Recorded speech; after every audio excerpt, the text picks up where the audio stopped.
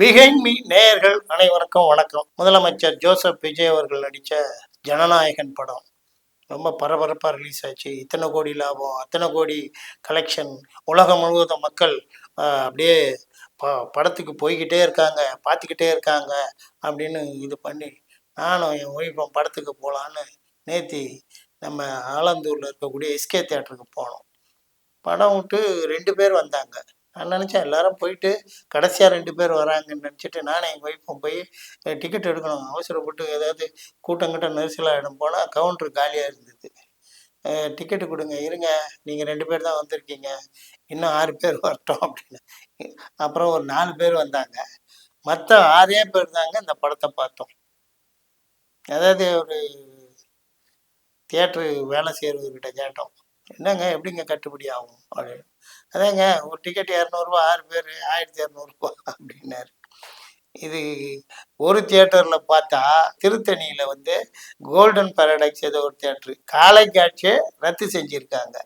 இன்னொரு தியேட்டரில் ஒரு ஊரில் இந்த ஸ்க்ரீன் இருக்கு பாருங்க, இந்த ஸ்க்ரீனில் வந்து யாரை வந்து முண்டி அடிச்சுக்கிட்டு வந்து ஏதோ கற்பூரம் ஏற்றி அப்படியே அவங்க தலைவர் ஜோசப் விஜய் அவர்கள் வரும்போது ஏதாவது தூக்கி போட்டுற போகிறாங்கன்னு கருவேல மரத்தெல்லாம் வெட்டி ஸ்கிரீன் கிட்ட போட்டு வச்சிருக்காங்க.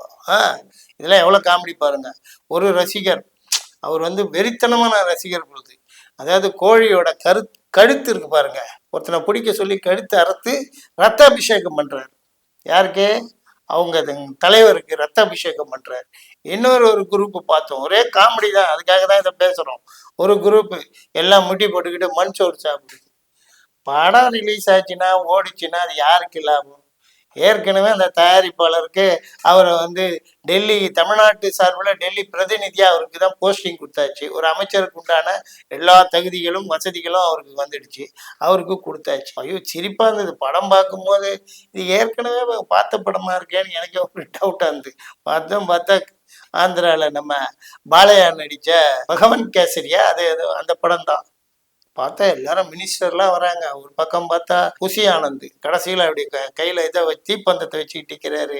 இன்னொருத்தர் தூத்துக்குடியில் நின்னாரு ஒரு நடிகர். எல்லாருமே இருக்காங்க. படத்தை விட படத்தை பற்றிய காமெடிகள் தான் ரொம்ப சிறப்பாக இருந்தது. மக்கள்லாம் எங்கே போய்கிட்டு இருக்காங்க, தமிழ்நாடு எங்கே போய்கிட்டு இருக்குன்னு ஒரே குழப்பமாக இருக்குது.